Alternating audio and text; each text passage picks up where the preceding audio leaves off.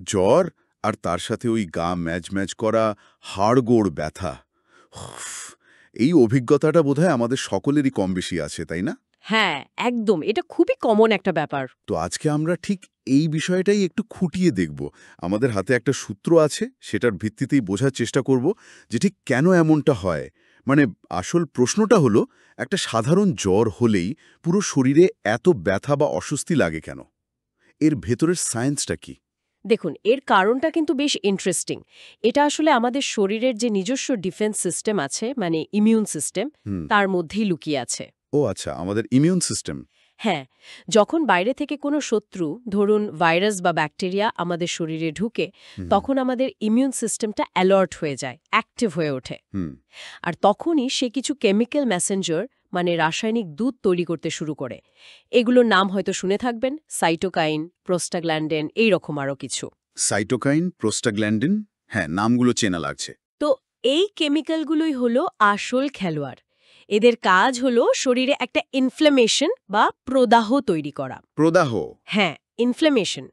এদের প্রভাবে আমাদের মাসল, মানে পেশি আর জয়েন্টগুলোতে একটা প্রদাহ হয়, আর সেখান থেকেই আসে ওই ব্যথা বা টান লাগার অনুভূতিটা। আচ্ছা আচ্ছা, এই তাহলে কারণ।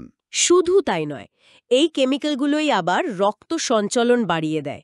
তাই গা গরম লাগে, মানে জ্বর আসে। আবার এরাই আমাদের শরীরের এনার্জি কমিয়ে দেয়।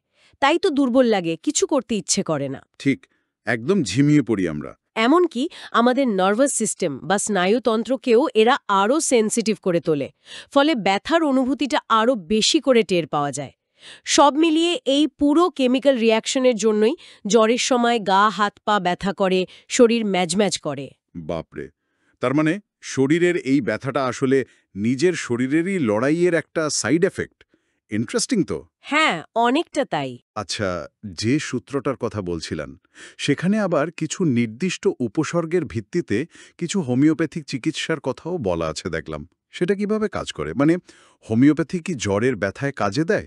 হ্যাঁ, সূত্রটিতে সেটার উল্লেখ আছে। দেখুন, হোমিওপ্যাথির মূল নীতিটাই হলো রোগীর পার্টিকুলার লক্ষণগুলো দেখা। মানে শুধু জ্বর বা ব্যথা শুনে ওষুধ দেওয়া নয়, বরং ব্যথাটা ঠিক কেমন, কখন বাড়ে, কখন কমে, সাথে আর কি কি কষ্ট হচ্ছে, এই সব খুঁটিনাটি দেখে ওষুধটা ঠিক করা হয়। মানে খুব স্পেসিফিক হতে হবে। একদম। সূত্রটিতে কয়েকটা উদাহরণও দেওয়া হয়েছে। যেমন ধরুন, একটা বিশেষ ধরনের ব্যথার কথা বলা আছে। কি রকম?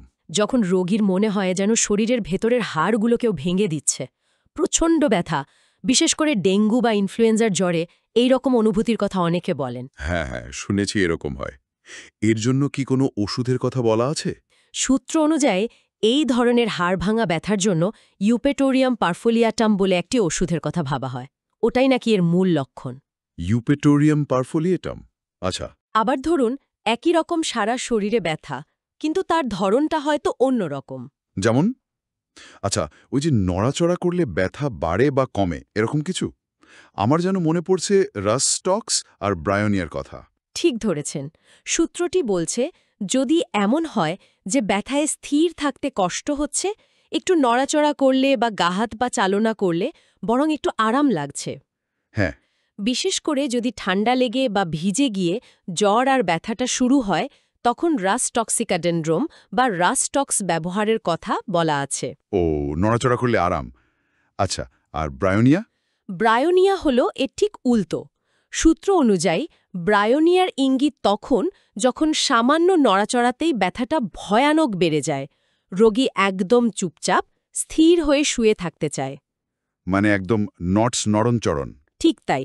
আর এর সাথে সাধারণত খুব বেশি জল তেষ্টাও থাকে।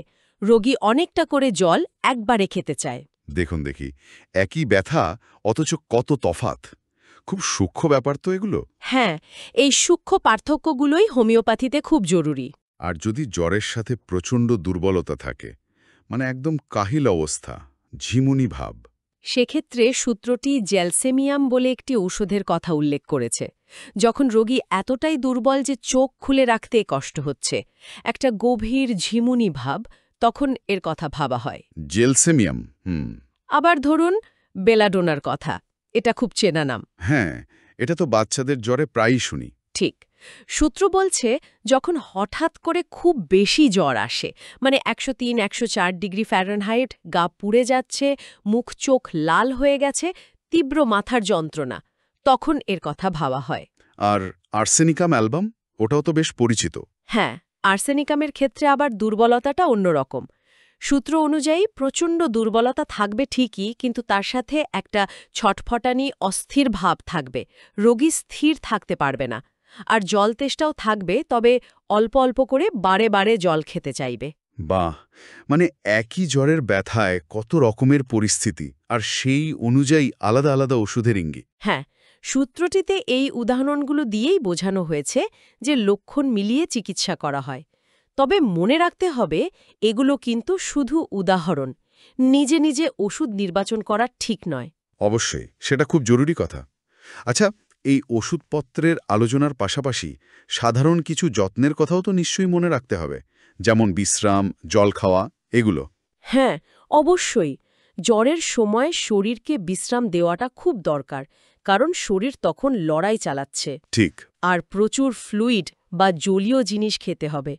সাধারণ জল তো বটেই, তার সাথে হালকা গরম স্যুপ, ফলের রস, এগুলো খুব ভালো। ডিহাইড্রেশন বা শরীরে জলের অভাব যাতে না হয় সেদিকে খেয়াল রাখতে হবে। প্রয়োজনে ওআরএসও খাওয়া যেতে পারে। ঘাম হলে পোশাক পাল্টানো জরুরি নিশ্চয়ই। হ্যাঁ, ঘামে ভেজা জামাকাপড় বেশিক্ষণ পরে থাকা উচিত নয়। আর অবশ্যই থার্মোমিটার দিয়ে নিয়মিত জ্বর মাপা দরকার। তবে একটা খুব জরুরি সতর্কবার্তা মনে রাখতেই হবে। সূত্রটিতেও এর ওপর জোর দেওয়া হয়েছে। কি সেটা?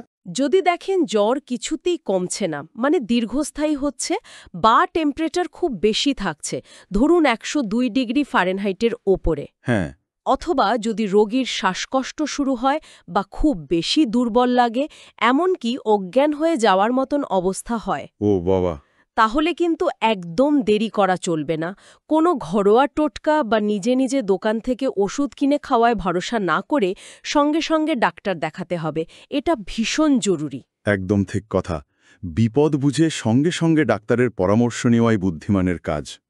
তাহলে আজকের আলোচনা থেকে আমরা বুঝলাম, জ্বরের সময় যে গা হাত পা ব্যথা হয়, তার পেছনে আমাদের শরীরেরই একটা জটিল ডিফেন্স মেকানিজম কাজ করে। হ্যাঁ, আর হোমিওপ্যাথি সূত্র অনুযায়ী এই ব্যথার চিকিৎসায় খুব নির্দিষ্ট লক্ষণের ওপর জোর দেয়। তবে সাধারণ যত্ন, বিশ্রাম, জল খাওয়া আর কখন ডাক্তারের কাছে যেতে হবে সেই সতর্কবার্তাগুলোও মনে রাখাটা একই রকম জরুরি। একেবারে তাই, যে কোনো চিকিৎসাতেই, বিশেষ করে যেখানে লক্ষণের এত খুঁটিনাটি বিচার করা হয়, সেখানে সঠিক পর্যবেক্ষণটা খুব দরকার। আর সিরিয়াস কিছু মনে হলে বিশেষজ্ঞের পরামর্শের কোনো বিকল্প নেই। এই আলোচনাটা শেষ করার পর আমার একটা কথা মনে হচ্ছে। ভাবুন তো, জ্বর বা শরীর ব্যথার মতো এত সাধারণ, এত পরিচিত একটা উপসর্গের পেছনেও আমাদের শরীর কত কি জটিল জৈব রাসায়নিক প্রক্রিয়া চালিয়ে যাচ্ছে। সত্যি। এটা জানার পর আমাদের রোজকার জীবনের আরও অনেক সাধারণ শারীরিক ঘটনার পেছনে বিজ্ঞানটা জানার জন্য মনটাকে একটু উসখুস করছে না?